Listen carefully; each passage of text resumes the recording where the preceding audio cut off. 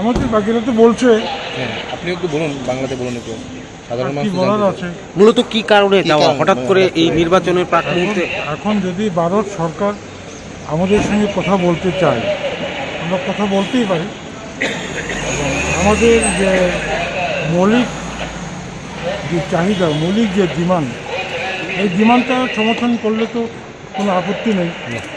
দেখা যাক, ভারত সরকার যেহেতু ডাকছে, আমরা কথা বলতে পারি, আলোচনা করতে পারি। স্যার, ত্রিপুরা মধ্যে কি গ্রেটার ত্রিপুরা ল্যান্ড থেকে সরে স্টেট উইদিন দ্য স্টেটে চলে এসছে? না না, সরে আসার কথা না, আমরা ওইটাতেই থাকবো। তারপরে বিভিন্ন পরিস্থিতি, পরিবেশ বুঝে কী করা যায় সেটা আমরা ভাবনা চিন্তা করবো। সামনে নির্বাচন, সিট শেয়ারিং নিয়ে কি কোনো কথাবার্তা হবে এখানে? ঠিক শেয়ারিং না, মৌলিক দাবি দেওয়া নিয়ে কথা হবে। কার সাথে মিটিং রয়েছে?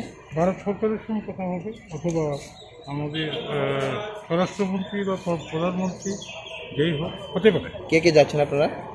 আমাদের মধ্যে বুবাগরা তো অলরেডি আছে দিল্লিতে, তো এখন আমাদের ত্রিপুরামাতার প্রেসিডেন্ট আছে বিকে রামফল, আমি আছি, জগদীশ দেববর্মা, সিরিয়ার দুজন লিডার ত্রিপুরামাতার, ADC deputy CM Animesh Debbarma এবং শিক্ষা দপ্তরের ভারপ্রাপ্ত কার্যকরী সদস্য চিত্তরঞ্জন দেববর্মা।